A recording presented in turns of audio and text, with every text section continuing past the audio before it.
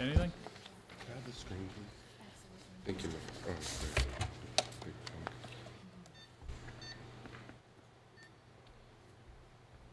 you. Okay, so if you could state your name and address, be sworn in, and tell us what it is that you do. I'm Charles Ward, 951 Woodland Ridge Circle. I am the Environmental Health Program Manager at the Oldham County Health Department, and I perform the site evaluation at this property. Just to give you a time frame of what... Hey, Charlie. Yes, ma'am. If I can get you sworn in. This ain't right. Do you solemnly swear to tell the truth, the whole truth, and nothing but the truth? Yes, ma'am. Just to proceeding through the timeline of events, the original site evaluation was done in September of 2016 last year. I originally turned down the lot due to the topography. Because of the undulating topography, the ups and downs, dips and doos of the property, laying out a conventional septic system was not feasible. Lateral lines these days are 3 foot wide, and because of the slope and the topography, the lateral lines would be hovering out of the ground, therefore deeming it unsuitable for a conventional subsurface septic system. This is when I came up with the recommendations of doing a fill-in weight. This entailed of having between 3 and 4 feet of group 3 or better, what we call topsoil, hauled into the property, a cleared pad, and then a level pad base that was built up, where I came out, checked the depth back in April of this year, and the overall size and footprint, just to make sure that it would accommodate the number of bedrooms. Septic systems are all size amongst bedrooms. So, and this is a drawing. This is the septic drawing of the system that a certified septic installer has laid out, showing that when I come back in April of next year to do the final 1-year resting period to check to make sure that the dirt has set out correctly, this is the system that will be installed. You can see the location of the house on the right, there's the retaining wall, and then the septic and pump tank that will lead up the hill to the lateral field itself. This, again, the fill pad has been put in place. The idea is being that you can pull a permit for a septic system on a fill-in weight with the understanding that if this house is finished before this 1-year period comes, that septic tank and pump tank will be used as holding tanks. Whereas the homeowner wastewater is accumulated, there's an alarm that would go off. So when those tanks become full, and there is a contract with a pumping entity that will service those tanks in that time being up until that 1-year period arrives, and then the conventional system can be installed. So, understanding you correctly, everything would be retained on the property until the septic system and the drain fields are approved, and would have to be pumped until that time. It would have to be pumped until that time. Okay. Did you finish? I'm finished, yes. Okay. I have one other question. I hope you can answer it. The area that which you're showing here for the septic field, relative to the previous testimony that's been given, which is this to, can you show us on one of the previous documents where this is actually positioned?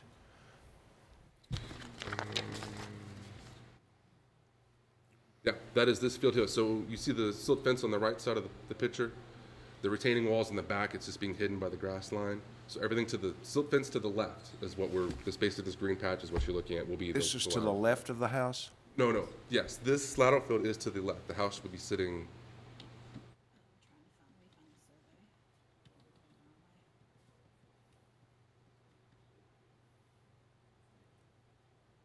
Yes, lateral field will be to the left. That's that green patch that you're saying. Thank you. Mm-hmm. So my question is, with the lateral field established, and there's no other place for lateral field on this property currently, is your testimony? Yes.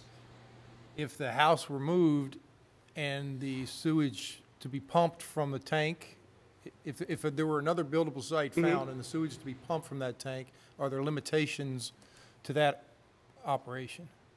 Honestly, no. Even if say the house was to go on the other side and we knew it was higher in elevation, but because of gravity it would go down and have to come back up, you could still set a series of, a septic tank would still have to be the minimum. It would come out of the septic tank, go down the hill towards the pump tank, and then it would be pumped back up the hill. They make a pump large enough with enough head pressure on it that you can overcome 80 to 100 feet of head pressure, and I've seen pump lines that are 200 to 300 feet long. So getting from A to B would be almost a non-issue. It's just a component and cost factor. Okay. Charlie, yeah, I think you just said it, but say it again. I didn't catch it.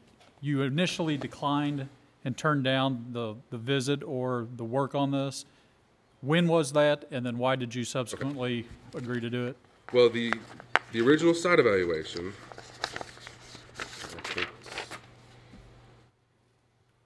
this was my original site evaluation that was dated this month last year, back in 2016. Originally, I turned it down for being unsuitable because of topography. Okay. And then that way, my notation back in April 19th of this year was when the fill pad, basically the area was leveled and the 32 to 36 inches of soil had been brought in, and I checked that depth. So really, it wasn't a restrictive horizon like rock or clay, which is my normal issues. This was just sheer topography. I didn't have a flat enough area that was large enough to encompass the lateral footage required for the bedrooms in the house.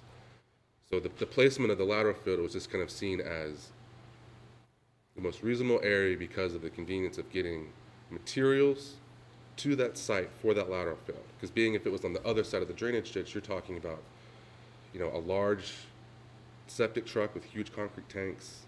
That's not very easily to get to that access point. Between the rock and the pipe and the materials with the bobcat and excavators and actual excavation, being right here off the road was going to be the most feasible spot for it to be. And it was kind of a pseudo clearing that was already there that we were able to keep a nice open area to allow sunlight to come down onto the property. I'm not a big proponent of putting septic systems in heavily wooded areas.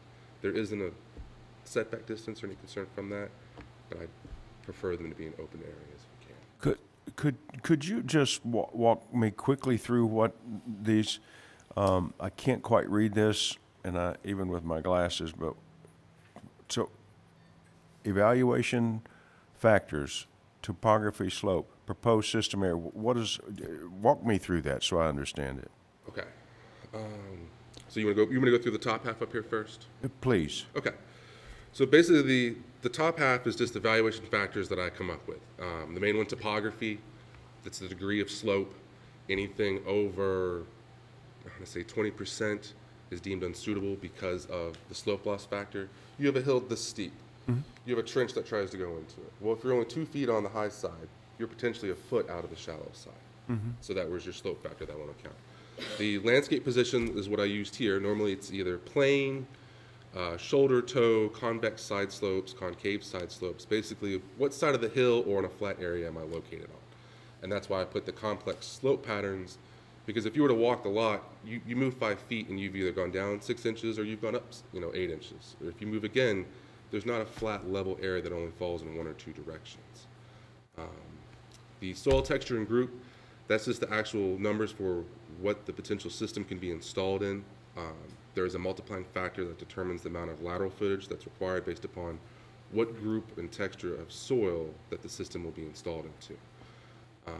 Number 4, the soil structure.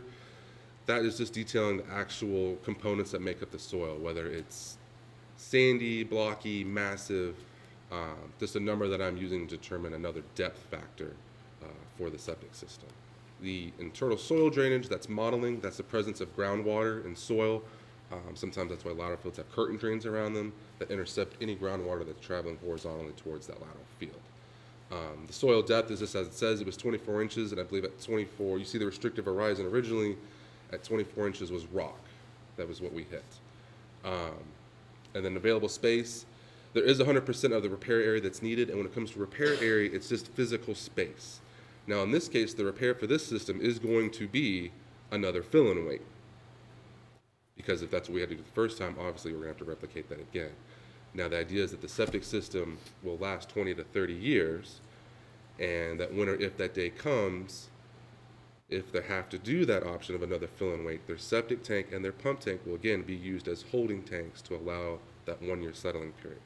Not the most economical or financial idea, but it's a solution to a problem. Unsuitable initially. Unsuitable initially, yes.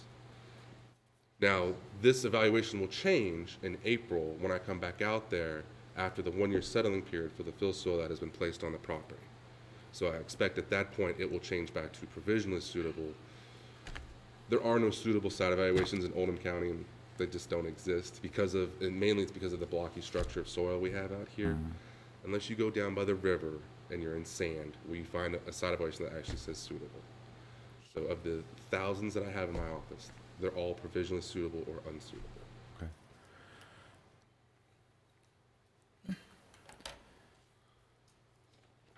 Good, thank you. Any other questions? Thank you, Charlie. Thank you. Just procedurally, for the record, anybody that might have questions for him, because you might want to dismiss him. You know, so if anybody in the audience has any questions about that before he gets dismissed, it'd be Okay. fair. Okay, all right, And then very that way good. he can leave if you're all satisfied. Okay, Yeah. all right, Thank you, Jim. that's fine. So Charlie's with the Health Department. We will dismiss him here in a few minutes. Per what Jim is saying, is there any question for, yes, sir? If you'd like, actually, I need you to come forward. Microphone is in the podium, so anybody speaking needs to speak to the microphone. Let me get your name, Yes. My name is Tim Culp. Tim. I reside at 3521 Constantine Drive. Okay. I won't swear you in right now, but if you have questions. Yes, for the record, had you considered the chlorination system? Chlorination systems are deemed as a subsurface system, and that is through the Division of Water. The Health Department only deals with anything that is a subsurfacing system. Okay. So it was kind of given the option of, because you know there is another system in that subdivision that does have a irrigation system where the homeowner Thank you. pursued to going through that option, but that was at the homeowner's discretion. You can do a fill and wait option. You can do a Division of Water option.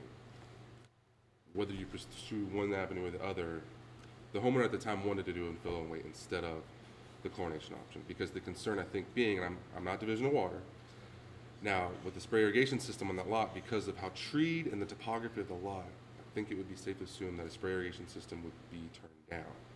And I think the other concern is that with a direct discharge system, that there's not a blue line stream or that drainage does not carry water in it the 365 days a year that would be required for it. Again, I'm not Division of Water. I don't know that those are exact figures, but I was pursued to come back with a fill and wait option, and that's what I permitted them for. Thanks for the clarification. I have a question too. Yes, ma'am. And your name, please? My name is Alma Simic. Okay. Okay, so the question is, and I just understood that the lateral field is to the left of the house.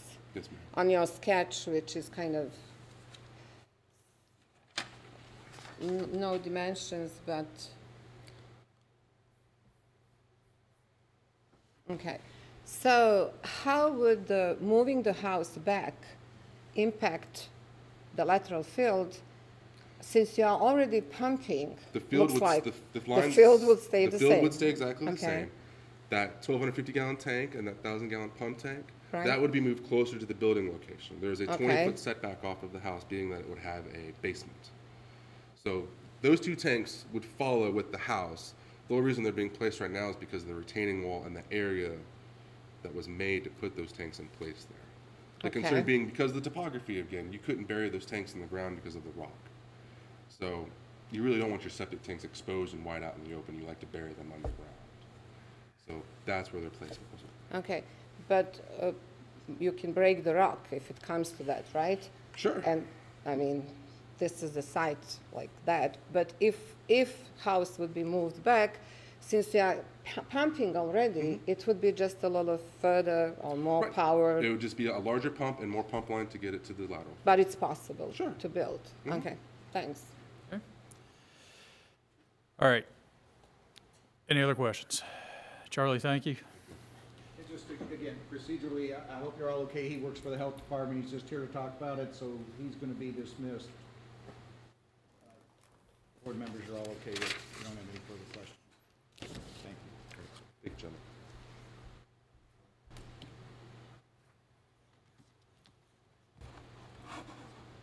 Okay, Amy is putting up a diagram of the neighborhood. I'm going to call those that wish to speak in opposition to come forward. Show of hands, who's going to be speaking? Okay. Let's go ahead and get you guys to stand up. I'll get everybody sworn in together. You can raise your right hands. Do you solemnly swear to tell the truth, the whole truth, and nothing but the truth? Now collectively, you have 10 minutes for everybody collectively to speak. No, it's 10. Now, so let's, we'll go ahead and call, if you want to speak first, ma'am. So we misunderstood that. We thought we had 50 minutes collectively. I remember you saying 10 minutes at the beginning of the hearing, okay? Right. We have 2 seconds of sort of review. That's fine. That's fine. Just, do you have, just, Okay, we'll speak fast. yeah, just so I understand, do you have any idea how long that you might need? Oh, yeah, I think 10 minutes is fine. Okay. Okay, we can, if we need a few minutes longer, we can certainly make a motion to do that. But right now, we'll start at 10. Yeah. Okay, all right, very good. All right, so when you come forward, you've now been sworn in. Just tell me your name and address, point on the screen which residence you are, and then you can tell me why you're opposed. Okay, my name is Jill Melia. I'm at 9912 Constantine Circle. Okay, Jill. Jill, can you just tap the screen? I believe I'm this right here. There you go. Yep, that's me. Okay. Okay, and I won't even go into all this if you will. Well, first of all, let me just say, Kyle and Savannah have been awesome, and my husband has spoken with Kyle on several occasions about, a lot of these issues. I would love to see them build a nice house there. It would be great. We just want to make sure that it's in everyone's best interest and it keeps with the character of the neighborhood is our biggest concern, and the safety issue. Did you all see the letter that we got, or do I need to reread that?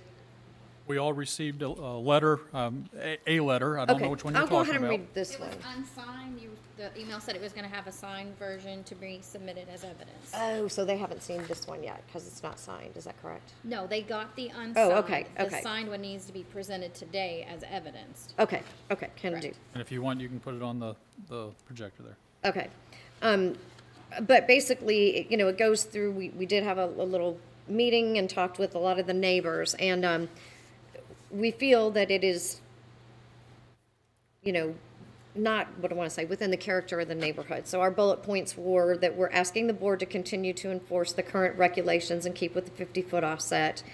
One of our main things is that I have, especially being where we're located, is the house being on a blind curve. And I drive that every day, as do my neighbors. And we have young drivers, teen drivers, bus that comes back there. When we come around that curve heading out of the neighborhood, we have to really hug that curve because we can't see who's coming the other direction around.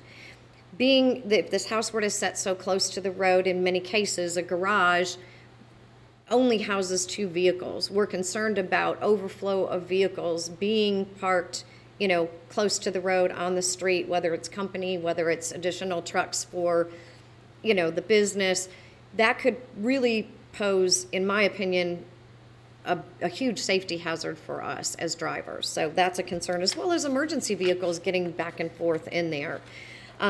Most of these lots, as you know, are 3+ acres. We like our wide, expansive lots. And probably the pictures would be a good thing, just to get an idea. I know you see our houses adjacent to his, but in general, just coming into the neighborhood, so many of it's just an open expanse green area. This home being placed where it is would be very out of character. Let's kind of glare on that. But this is just kind of the road coming in. You can see there's no homes anywhere near the road, whatsoever. Go ahead with And, okay, so we know that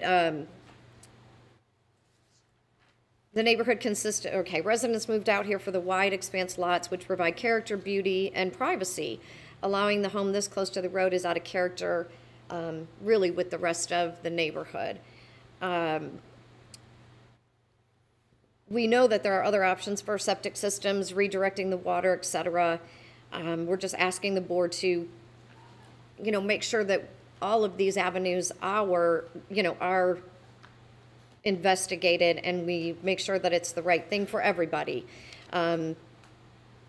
Other homes in our subdivision have had significant design challenges to the respective architect and builder, but in each case, the 50-foot offset and was followed and consequently didn't disrupt any of the spaciousness of the lots. And we understand the board would tend to give leniency to the owner due to their current investment, and we understand that. We do wonder, though, why so many things were missed and why the architect and the builder didn't know the codes prior to starting, and they've gone ahead, with everything thus far. So our concern is that we hope that the builder and architect will exemplify the characteristics of professionalism in this project. Safety of the neighbors has been compromised already a couple of times. The unattended burn pile and other things, have caused us to be concerned. We want to make sure that things are being followed. So it's the collective consensus that we want to make sure that you uphold the offset and deny the request requiring the developer to redesign and get us a compliant solution to satisfy everyone. Okay, thank you, Jill. Yes, ma'am. They need that letter, you got Yeah. a signed version? Yeah. We, Is that a sign? You know what, this was my copy, but we can all sign it real quickly if you'd like. Yeah. And just make sure that you can just keep that in your picture. So, name and address, please. yes, my name is Alma Simic. My address is 9915 Constantine Circle. Okay. So, just to continue, If you can just point on the screen, which property is yours? um, The lower right-hand? Just point to whichever property is yours. It's kind of a small picture. All right, very good, thank you. okay. So, yeah, I can answer the question before I even start talking. This house has more than 50 feet of front setback. Okay. Okay. So, and so do all other homes. I mean, that's basically what we wanted to show here with this presentation, because we are a neighborhood. It doesn't matter, the neighborhood was developed throughout maybe 35 years or maybe even 40. There are different sections. Some sections are very old, some sections have been built in 90s, then 2000, and some are recent buildings. So it's a very, very diverse neighborhood. However, the neighborhood we are a neighborhood of 33 homes, and the neighborhood shows one characteristic, and that's the front setback. That's the green area, landscape area in front of all homes, and some front setbacks go as far as 150 feet, some of them are 70, some of them are 50, but none is less than 50. And from what we heard, the owners of this lot actually fell in love with that idea, with the neighborhood as is. And so did we, all of us who came and bought properties over there. We fell in love with the neighborhood because it is very unique because of that green feel. And that's why we brought pictures, just to show what it is, how our neighborhood looks like. So we took pictures of all the homes in the neighborhood. There is a variety of homes in design, in how big they are, how expensive they are. They vary from probably $450,000 to $1.5 million. So variety is welcomed in our neighborhood. It's just that we don't even care how homes look like, because we don't see them for the most. So that's the point. That's how a neighborhood looks like. And some of the neighbors have even larger lots. Most lots are 3 to 5 acres. Some are 10 acres. Some have private gates and so on. So you can see that. I'm going to try to go briefly through the pictures so you can see how neighborhood looks like. And the pictures are sort of not the best, but I guess you can see private roads. And for the most, you cannot see the house. They are so far back. For example, this is, I think, the first door neighbor. That's what you see to this property. Nothing.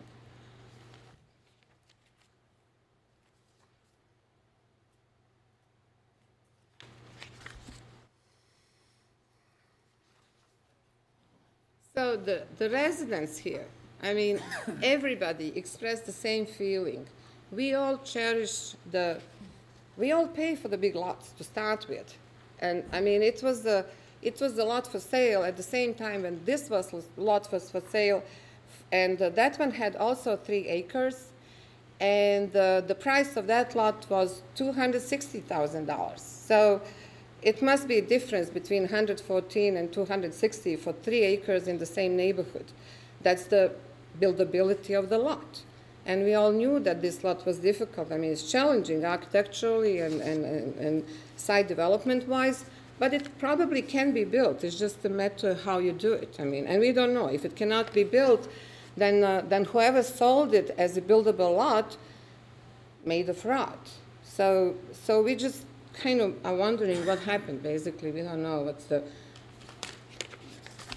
We don't understand the process entirely.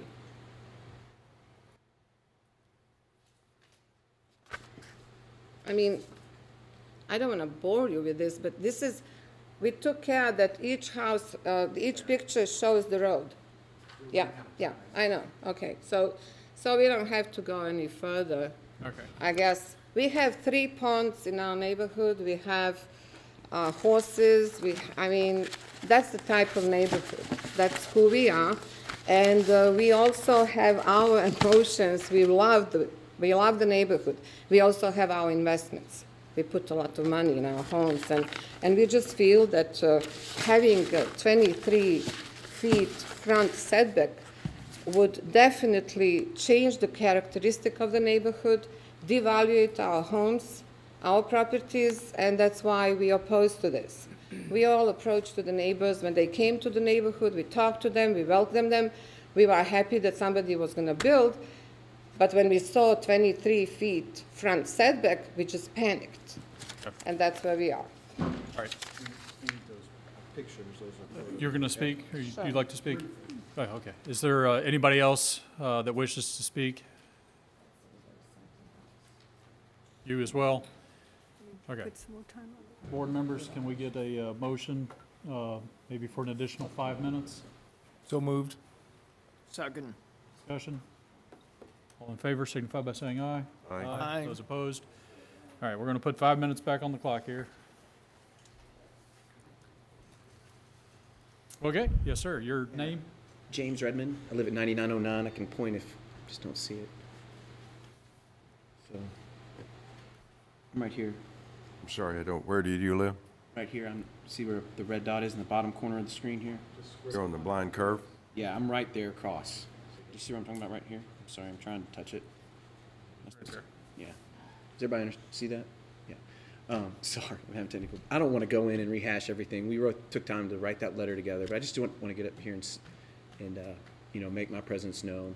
Again, I have nothing against Kyle and them. I would love to have them as neighbors right there, but I was very hopeful that it would come back and be a home that was built within the proper ordinances and up to code. So again, I don't want to rehash all the things. I don't want to bore you. I appreciate your time and consideration in this matter, but I would just like to reiterate the other things that have been said. James? Again, I'll go ahead and restate. My name is Tim Culp, and I reside at 3521 Constantine, and I am right there. Gotcha. Uh-oh. Okay. For the record, has the board read my letter that I submitted a week ago? As far as time frame goes, I'll go ahead and not reread it for the record if you folks have already considered it in your decision. Thank you. What I'd like to focus here on is the overall impact to the neighborhood again. And again, I want to point out to you too, that this isn't about not building a home there. There's no doubt that if the right home was built there, it would add to the aesthetics of the neighborhood. That's a vacant lot, brushed out, undeveloped, and built correctly, it would definitely add value, and we would welcome neighbors like yourselves, okay? No question about that. Real quickly, again, this is a developed rural setting of fairly sizable lots and fairly expensive developments. You've seen this. I'll go ahead and show it for the record again. You can see that there are no homes built along the roads. This is Glen Vista.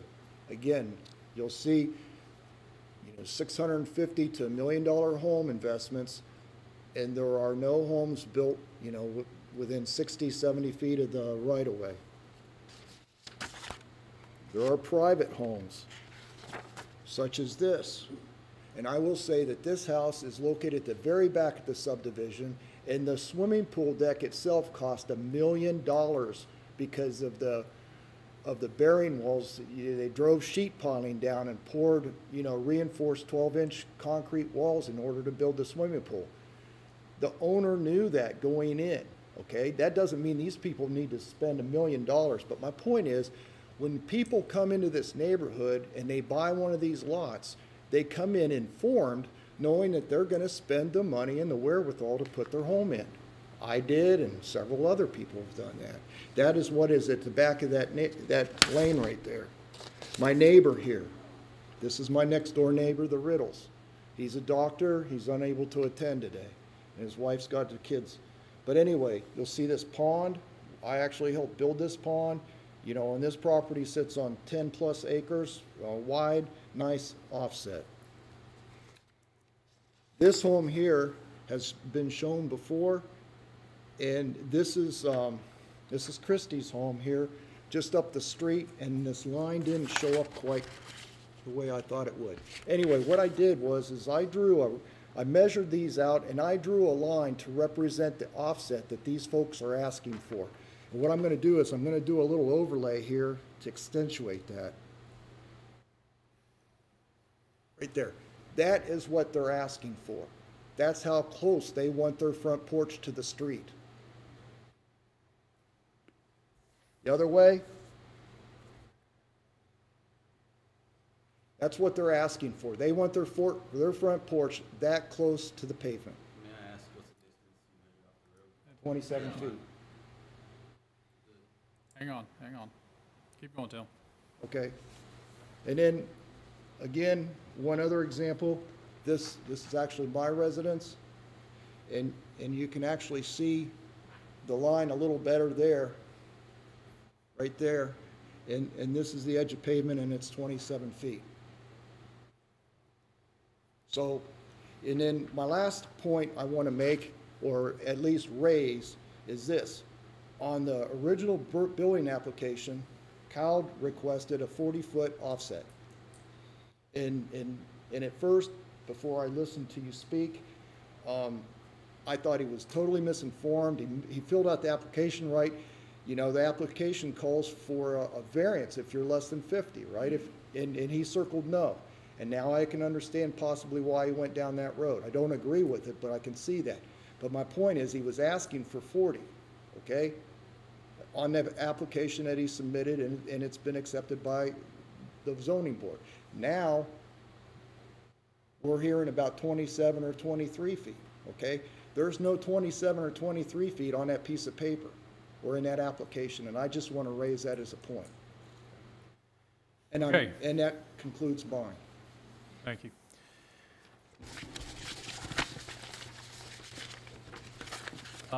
Kyle, Savannah, you'll have time for rebuttal. If you, there's nobody else wishing to speak in opposition, we've gone through the time.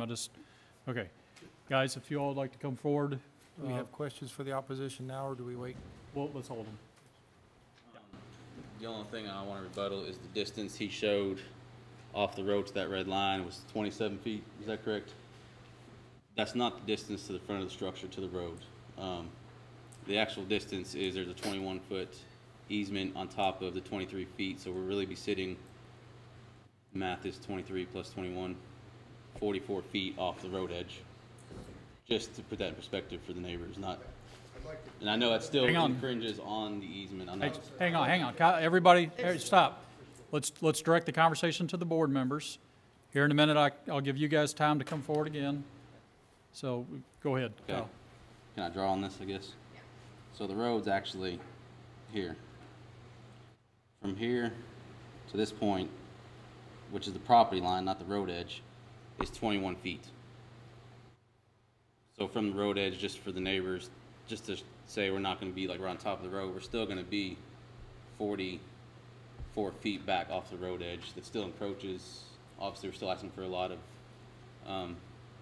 variance on the easement, but it's not going to be around the road. Unfortunately, the line, center of the easement, like she was saying, typically follows the center of the road. It does not. It actually goes into closer to our road at the center of the easement, which puts us back 20 feet off the road edge, which makes that distance look worse than it does. I'm not changing the fact that we're still asking for the same variance. It's just for them. We're not going to be right on top of the road. Also, the cars in the driveway, we're doing a 3-car garage, not a 2. So there will be 3-car garage on site. And we talked about even possibly doing a wraparound because we knew if we do have neighbors, yes, we don't want them parking on the street. We talked about doing kind of a rock pull off on the edge of the road for safety and not having people out in the road for that issue. Okay. You guys will have 5 minutes to, First of all, I'd like to say. I need you up at the podium.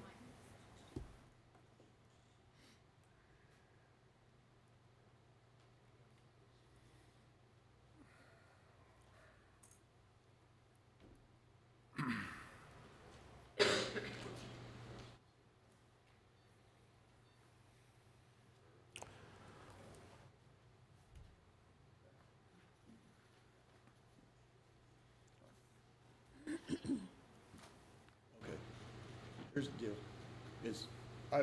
Would you speak to the board, please? I'm sorry. If this is 27 feet, then 13 feet beyond that is about right here. So you still get an idea. If you take a look at the whole neighborhood, you still get an idea of the perspective here, okay? And then his foundation, I measured, and the foundation is 45 feet or so from the edge of pavement, period, okay? I didn't think about the easement either when I went out and measured. I just pulled a tape off of it, and actually it was 45 foot, and I was like, okay, I didn't think we had a case to contest because he was close. And then when I found out that he was going to have an 8-foot front porch in front of that, and I will ask if the front porch is included underneath the foundation, or is it in front of your foundation? Okay, but anyway, I'm sorry. But if the 8-foot is in front of the foundation, okay, then it clearly puts him more than 44 foot closer to the road. All right. Time for, yes? Quick clarification, because looks like Kyle is mixing right-of-way and easement. Easement is on his property. Right-of-way is something that he's talking about, and looks like here we have 60 feet, is that correct, in this neighborhood? So, so we don't know exactly, of course, where his property line is, which should have been probably shown on the drawing, but we see it here, right? And what you show is 23 feet from the property line, and that's all we really look at, because all other homes are more than 50 feet from property line. So, but easement is on your property, so that doesn't count into additional feet, as he just kind of stated before. So it's just a quick qualification. Yeah. Thank you. Okay, I think we've heard all the issues and concerns. Guys, you all will have a few minutes for any final statements, if you have any.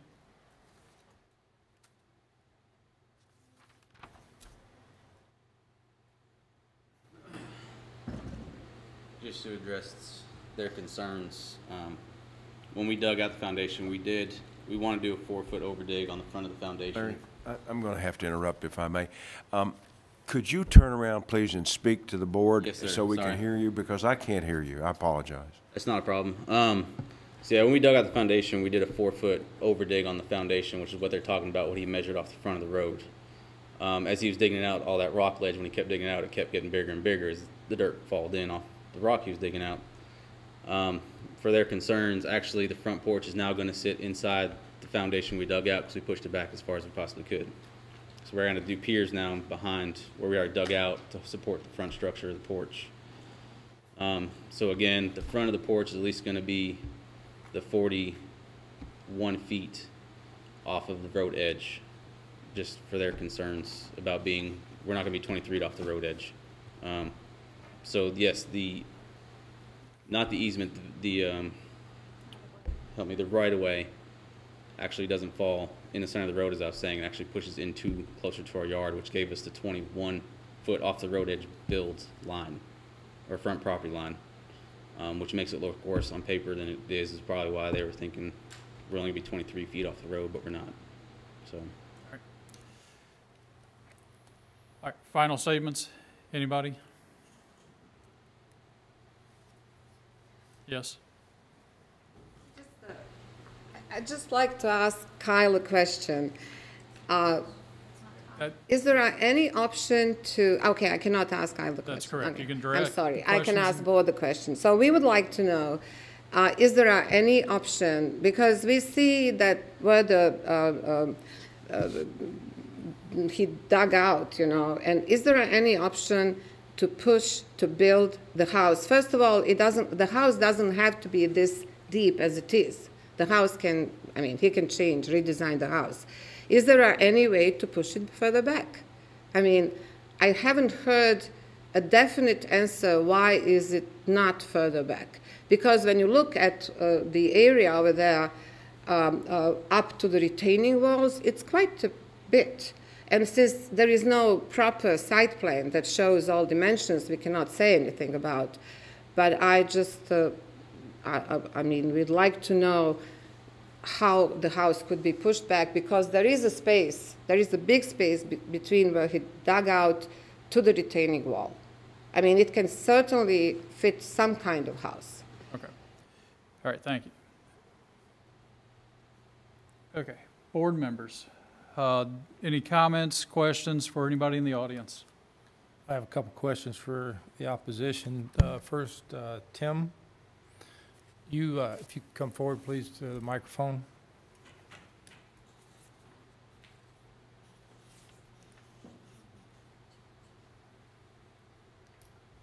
So that I can completely understand what's going on here. You said you made a measurement. Could you tell me from where to where that measurement was? Edge of asphalt to the edge of excavation.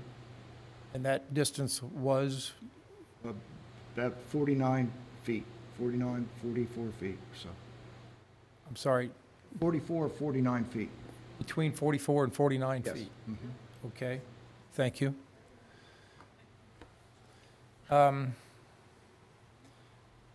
Jill, I have a question for you, please, concerning, you testified, you're the only one that gave testimony, as I recall, being specific about the road safety issue. Yes. And so I guess my question to you is, and understanding this safety concern, in particular, how it works with this property, what changed on the part of the applicant's proposed plan would allow you to feel more comfortable with the safety issue? And I ask that because in my mind, one driveway is going to enter one road regardless of how long that driveway is. Well, okay, my concern is, you know, I know we have a 3-car garage and we're lucky if we get 1 car in there, and, you know, other people are parking, we have a large turnaround and we have plenty of parking in our driveway and so forth. My concern is, or I guess a longer driveway if the house were set back farther, and additional, you know, places to park vehicles so they wouldn't have to be in the road. I would also like to say that although Tim said he measured like a 45 to 49 foot, we also measured and we came up more with literally 39. So that's a big discrepancy. And I guess I would also say, as you talked about earlier, there are, I think, other buildable spots. Well, I just asked about the road, Oh, though. sorry, okay. Okay. I have a third question, but it's for anyone who might care to answer it. And that is, We heard testimony from staff today that this lot is, in fact, not a part of the subdivision. And I asked you the same question I asked the applicant. Are you surprised to learn that, and how does that affect? I'm shocked to learn that because I'm the other one that isn't part of the subdivision. And when we closed on our home, and I have the documents in my file, we were given the regulations of the subdivision. I was shocked today to find out that I didn't understand the other day when I spoke with Amy what that meant. I mean, I guess I was like, well, whatever. But I learned today that I'm not either, apparently, although I was given at my closing all the subdivision regulations. I don't know about anyone else. Okay. You're asking. I'm sorry. Only for answering her. Okay, okay.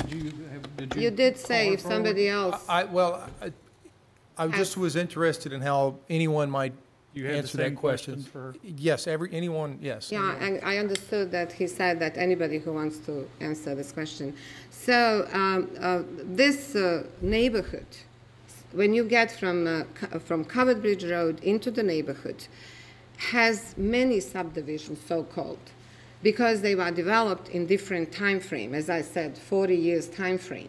So we started as a subdivision, for example, on Constantine Circle, and then as soon as this was turned into, the road was turned into county road, we basically don't have any subdivision association, board, or anything like that. So to answer your question, we are a neighborhood, and we really don't care if it is subdivision or not, because we all abide by Oldham County regulations, which are 50 feet setback, front setback. So the fact, I don't know, we didn't even, I mean, I didn't pay any attention. Your question was, were we shocked or were we surprised or whatever? I mean, we don't think it's important, quite frankly, for this particular case. So that's.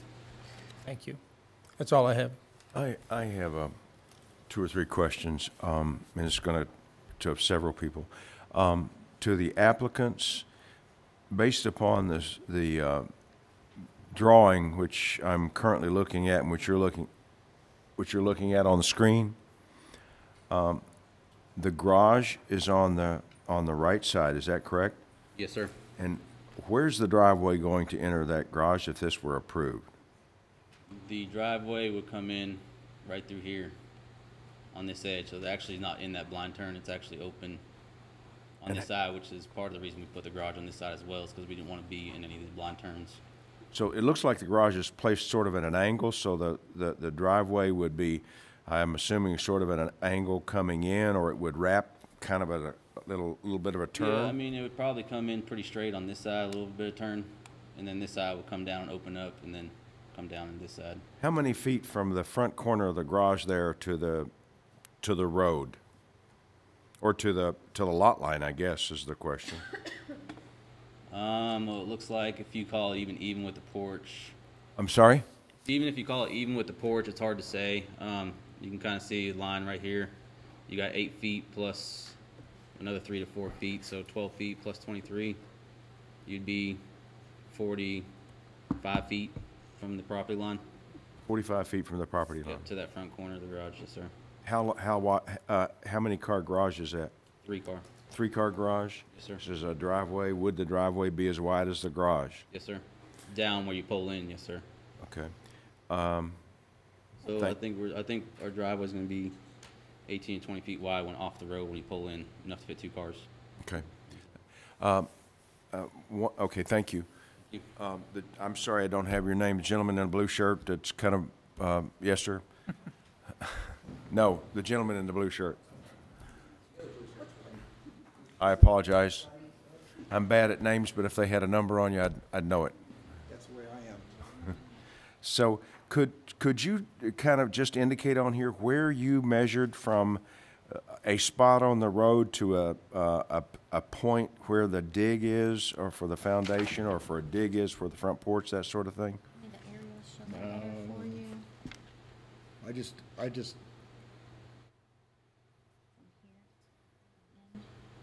Yeah, apparently I just didn't go as perpendicular to the pavement as what Jill and Alma did. But I can't see, I need to see that other picture, I know, it's, What picture? the one that you just had up there, prior to putting that one. No, the site plan. There you go. That doesn't show the road on there. He measured from the edge of pavement, and the edge of pavement is not shown on here. But is that kind of where the pavement is there, Amy? You don't know unless you have a survey done. Oh, okay. The edge of pavement does not run along the edge of the property line. I would think that he, being as exact as he is, although 45 to 49 feet is not exact, where did you make a measurement that comes up to the 45 to 49 feet? I was off this. I'm sorry? You could do. Okay. Like right here, or Okay. however you do that. Okay. I was on this corner, and I was on this corner of the building right here. Okay.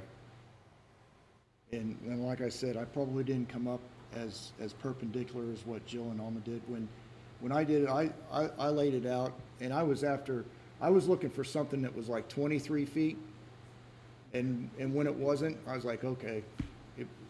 I was thinking that, that it was really, really close. And then when I went down there, it wasn't near as close as what I thought it was.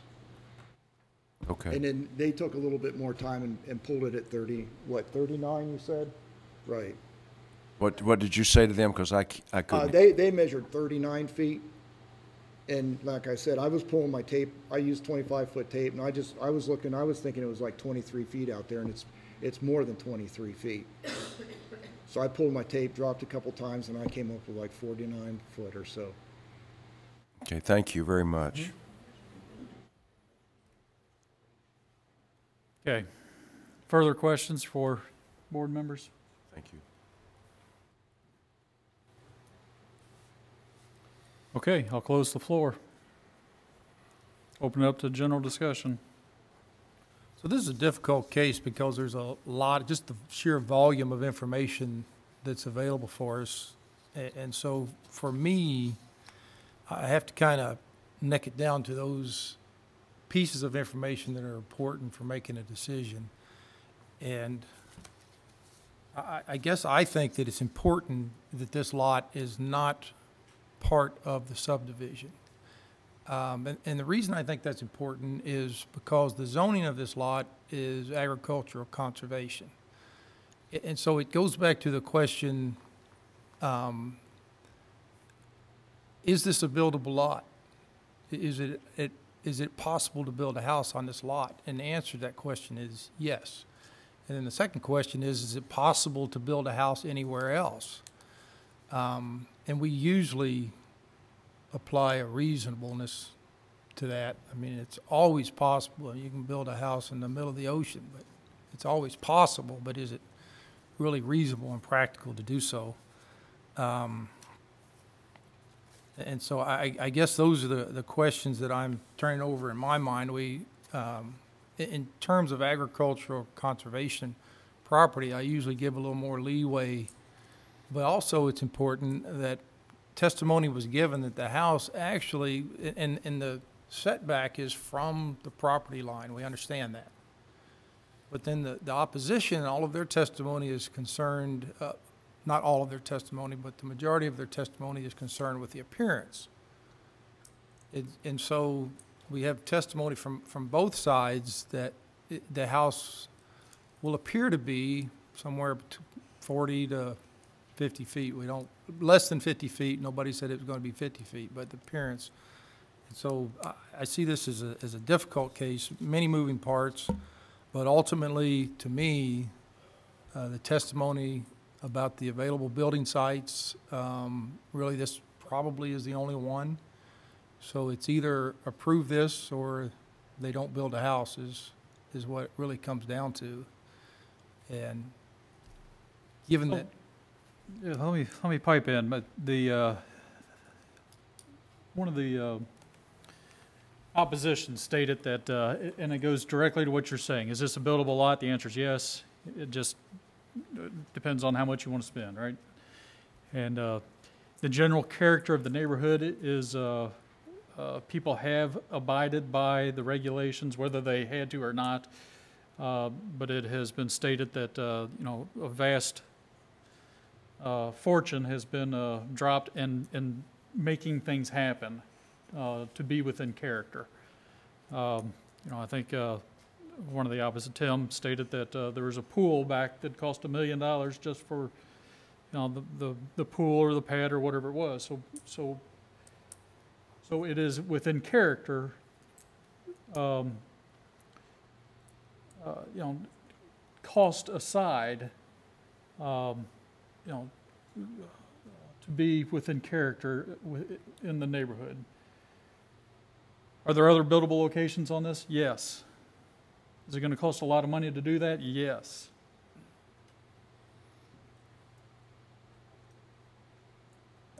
But that does fall within character of the neighborhood.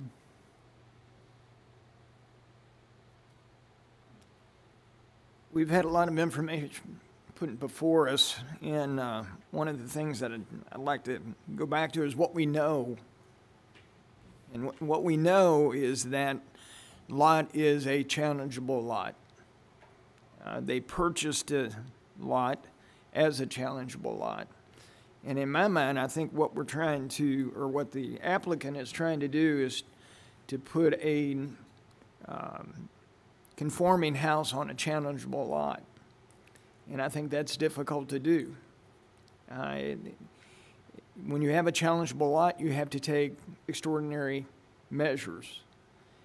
You have to get good preliminary information, and you have to be provided good preliminary information. What we don't know is what information may have not been correctly provided to them, but what we know now today is that this lot has a lot of challenges to it. They've invested some money initially before they had all the information, I think. But it is a buildable lot. It's just, can you build the right kind of house on the right kind of lot? And in my mind, what they may be trying to do is put a standardized type house on a non-standard lot. And that's where the challenges are going to be. So with the testimony that I've heard today, in my opinion, as hard as our decisions are sometimes, my personal decision would be to deny this situation. That would be my personal decision.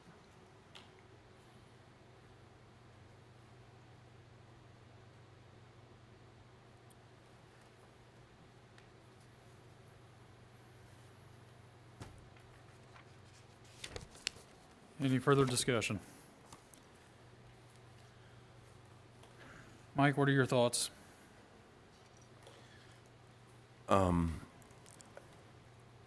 Perhaps one of the most challenging cases we've heard. I feel for the applicants, although I guess really can't weigh into the decision. I feel for the applicants because of the money they've sunk into the property thus far. It is probably capable of being built on and accomplished. I think obviously it is a challenging lot. Probably with some additional costs, they can move the house back. Certainly also can understand the residents that live there, and them wanting the house to conform to the neighborhood, because they've all spent a tremendous amount of money making sure that they all conform to the neighborhood. So you want conformity when you're in that situation. I guess the other thing that really tugs at me is that this lot is not a part of the development, really. So challenging. I'd like, I wish the applicant would find a way to get it back a little further. The variance is quite large. Okay, further discussion. I'm ready to hear a motion.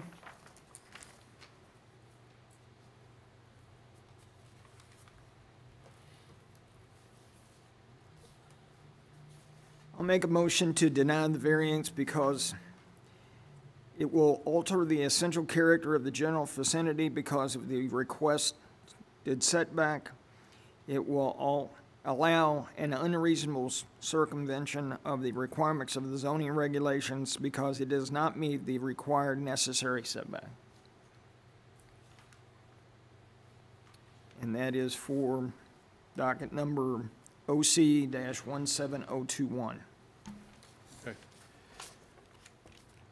Okay, we have a motion. Do I hear a second?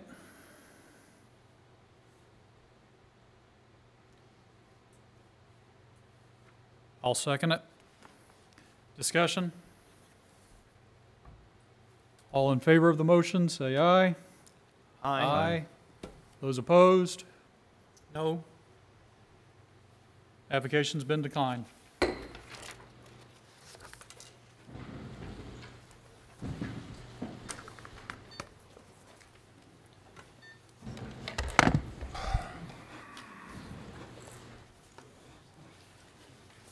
Okay, Stephen, one more?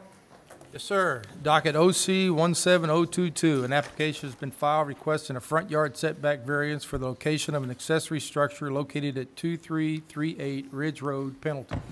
All right, this is your last docket item of the day. This is a front yard setback variance for property located at 2338 Ridge Road, which is a total of 12.74 acres and is zoned CO1 conservation. History on the property: in 2000, the applicant was granted a variance to allow a barn to be placed 25 feet from the front property line, which was docket 3220. This is an aerial view of the property that shows the existing easement there, and then we'll get better pictures here in just a second. This is an area view that shows drives and structures.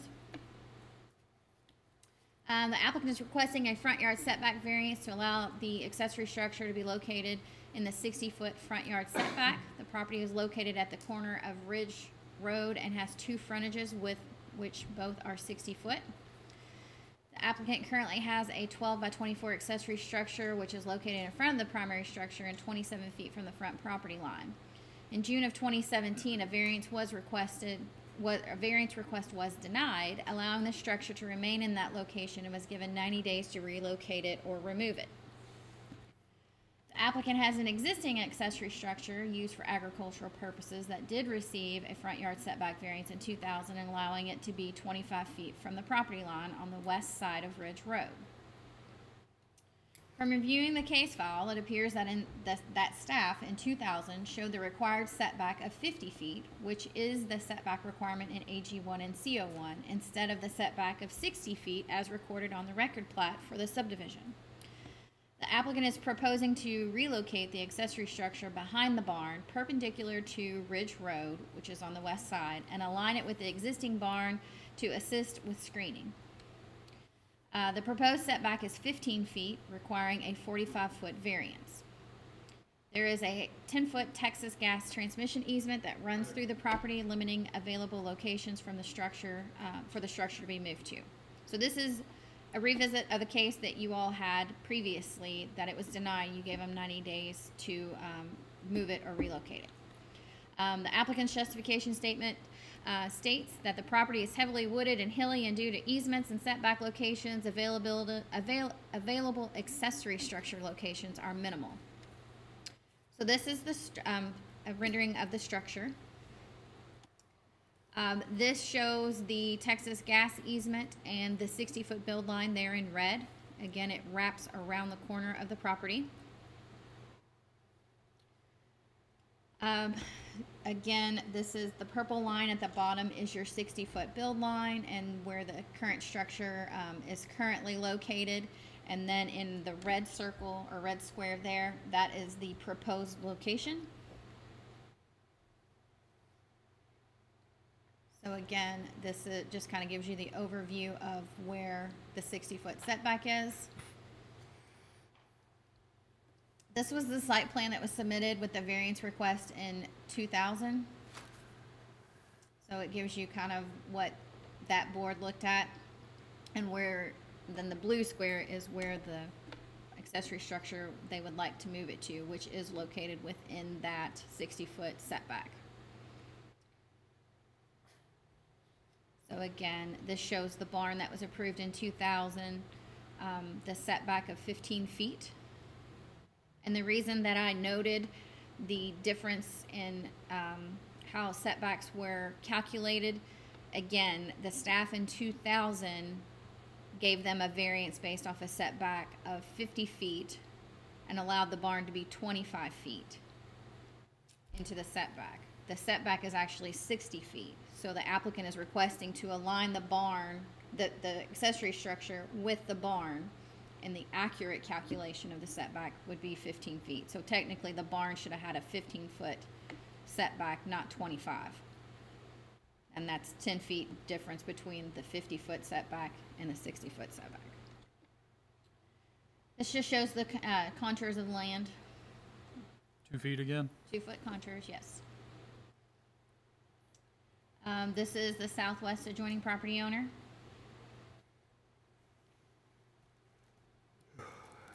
This is the west view. And again, this is Ridge Road, and this is where it comes around the corner and goes there. This is the east property going back out Ridge Road. This is the applicant's primary structure. Drive. This is a shed that is shown on the site plan. You can see, that's kind of hard to see on my screen, but if you look at the big picture, you can see the contours of it already starting to slope significantly there behind that. And that horse trailer there is this horse trailer here, just to kind of give you orientation of the slope of the land. This is the view along Ridge Road. So where the red arrow is pointing, that's the existing accessory structure and its location. Again, that's the accessory structure. Okay, this is looking at a side view of the barn here, Ridge Road, and then it has a 60-foot right-of-way.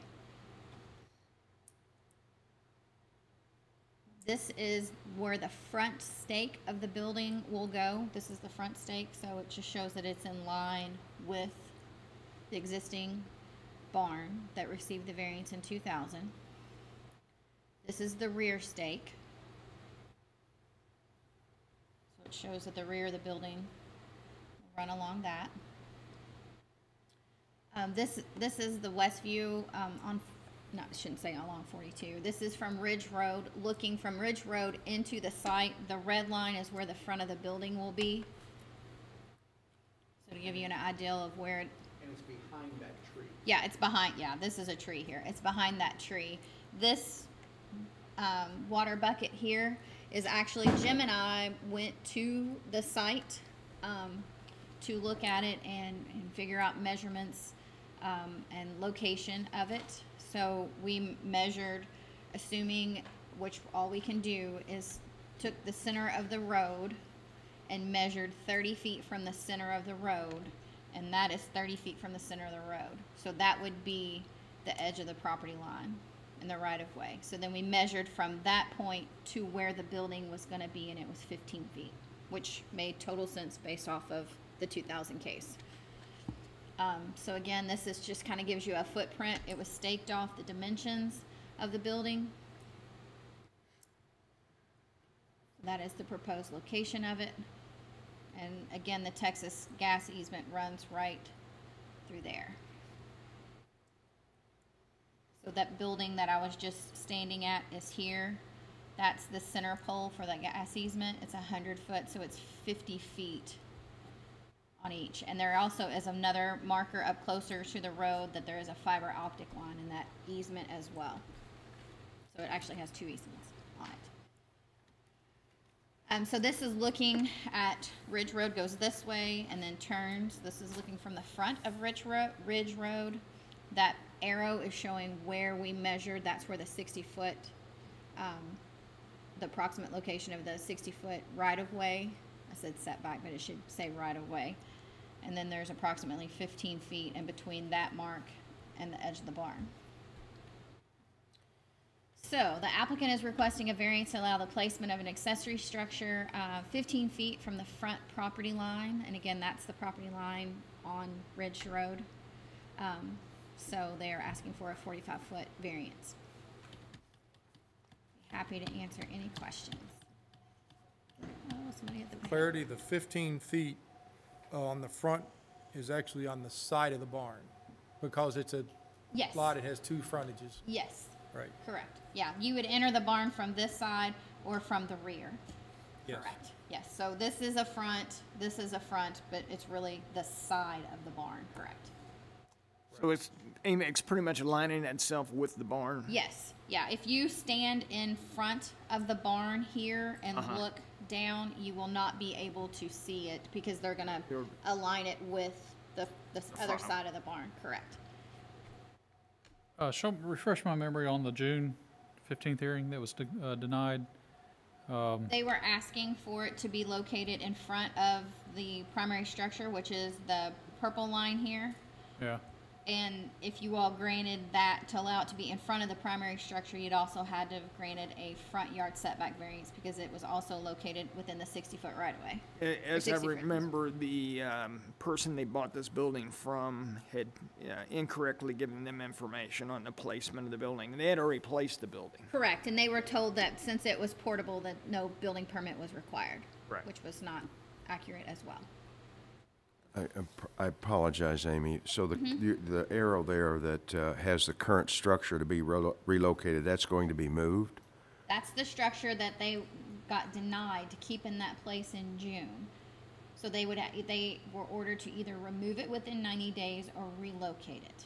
So they are requesting to relocate it back here. But that location is also in the 60-foot setback, but it is shielded from the line of the barn. So when you come down Ridge Road and look at this barn, you will not be able to see that accessory structure because it's in line with the barn.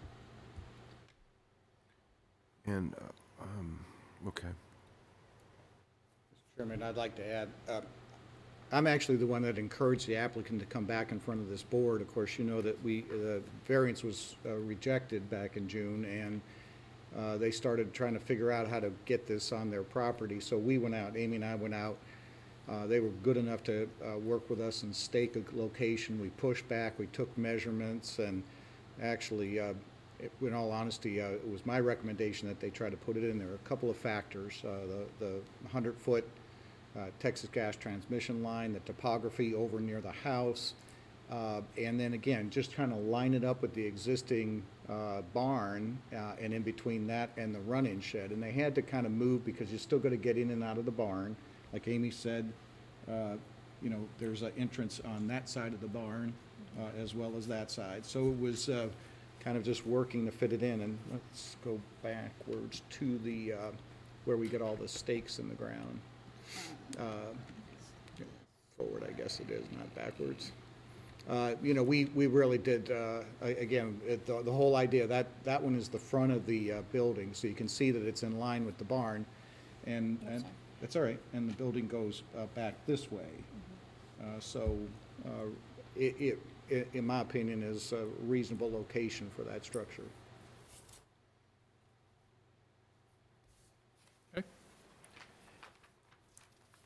Any other questions? Get back up there. Thank you, Amy. You're welcome. Okay, if I can have the applicants come forward.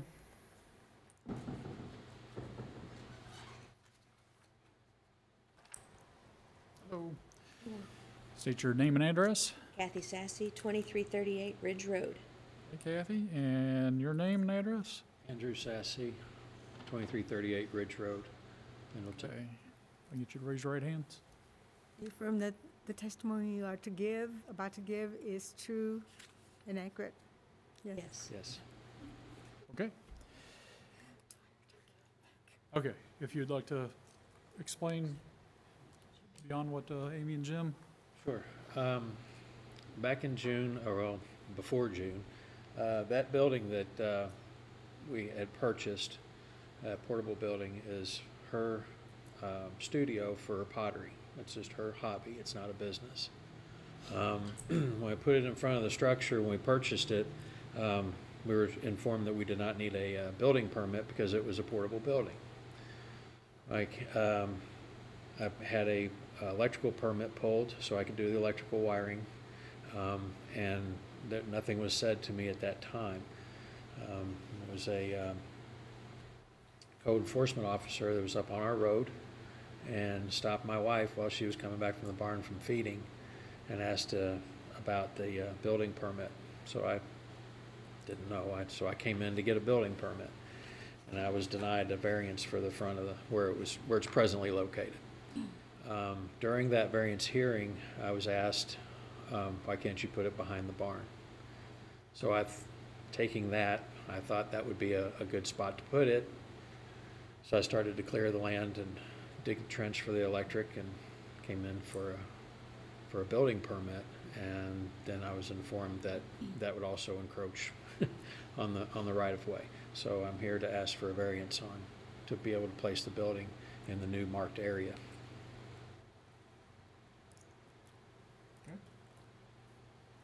Questions? So the primary structure where you dwell is the area on the, sorry, on this picture. I don't know. Sorry. It's okay. Gotcha. Thank you. So the primary structure, Yellow. yes, ma'am, is 2338. That's where you live. That's correct, yes. And so you've got the transmission lines between, Texas gas transmission lines between your home and the current structures over there. How far is that? That's a little over 300 feet from, if you do a straight line from the house over to the barn. So about a football field length. Yes, sir. And is that a desirable location over there? Well, with the right-of-ways, the Texas gas transmission lines, and the topography, that was the only viable place for that barn to be built, if you're speaking of the barn. Yeah, well, I guess I'm wondering why, and only you can answer this, I'm wondering why the structures aren't closer to I hear the topography thing, but why can't they be closer to your house, or why would you not want them closer to the house? Why are they over there? There's a natural gas pipeline right here. I don't know how this works, but in the green box, and you can't build on that. Okay. But to the right of your home or behind your home, there's no gas pipeline there. Why not there? Because it's a series of cliffs. Show the topo. The topography will not allow it to be built there.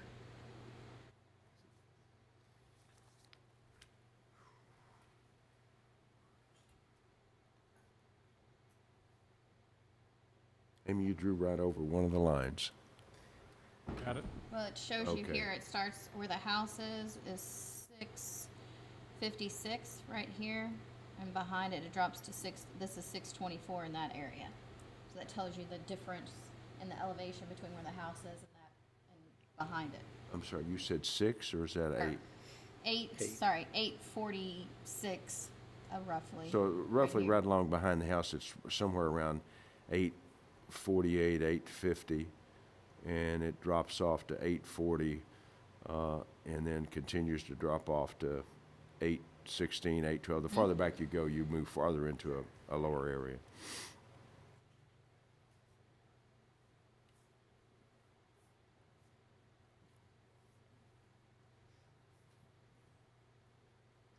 Okay.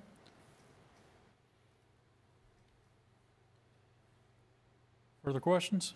You good? Steve? Mike, you good? Yes, sir, thank you. Thank you. Thank you. Thank you. Seeing nobody else, there's no opposition, and those, No, we talked to the neighbors. A couple were going to try to come, but a few of them have had some health issues, so. The last variance hearing that, in June, I did have a neighbor here that spoke in favor of us keeping the building where it is, but I know that's not an option, so. okay. Board members, any questions for anybody? Okay, we'll close the floor, open it up to discussion. And I'd just like to say that I remember this case well, and I think the applicants have done exactly what we've asked them to do. It's a good example, textbook example, that if you work with the county, and they'll be more than glad to provide some additional information and support and come out and provide you with the necessary information that you need to come forward to make this request. And so we've kind of seen this full circle, I think. And so I would definitely, in my opinion, approve this for moving forward. Any other discussion? I'm ready to take a motion. Mr. Chairman, in the matter of OC 017022, I move to approve the variance because it will not adversely affect the public health, safety, or welfare, will not alter the essential character of the general vicinity, will not cause a hazard or nuisance to the public, and will not allow an unreasonable circumvention of the requirements of the zoning regulations because limited alternative sites exist due to the large gas line easement and topography of the property. This applies only to this case before us here today. I second that. Any discussion? All in favor signify by saying aye. Aye. Aye. Those opposed? It's been approved.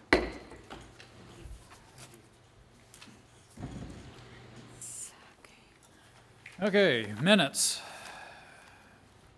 Any adjustments to the minutes? I have none. Okay, can I get a motion to approve the minutes? So moved. Second. Discussion? All in favor signify by saying aye. Aye. Those opposed? Minutes approved. Any other business? You may have one conditional use application for next month, but not aware of any that have not filed as of today. I'm going to give you your training hours. We have 4 members that have their training deadline is December of 2017. I'll see if I can find any online links or anything for training on there, because you're required to have 8 hours by the end of the year, and we have 3 that are lacking. Mr. Pate attended David Pike training, so that got him in his 8 hours for that training. But and Mr. Allen is on January 2017 through December of 2018, so he's on a little bit different schedule. So Steve, Rob, and myself. I wasn't going to call you by name. However, process of elimination. All right. But I will give these to you so you know how many hours you have, and then, like I said, I'll try to, by the end of the day tomorrow, to send some links out, and you just reply back to tell me that you watched the links or read the data information. In other business, I would like to make one note. We were encouraged to use the online link of the zoning regulations as the true copy, and having done that, there seems to be some discrepancies between, especially in the ADU section. The what section? The ADU section, the accessory dwelling units. Well, the link for that is on our website is what the zoning ordinance is in its entirety. There is a separate link on the front page of the Planning Commission, of the Planning and Development site, that has a link of the ordinance that only updated sections. We're recreating the whole document, so we can't insert things in because the page numbers are going to be off and all of that. So I understand. Thank you for that clarification. Okay, anything else? Can I get a motion for lunch? I mean, Oh, yes. So moved. I get a motion to adjourn. So moved. I second. Discussion? All in favor signify by saying aye. Aye. Those opposed? Meeting adjourned.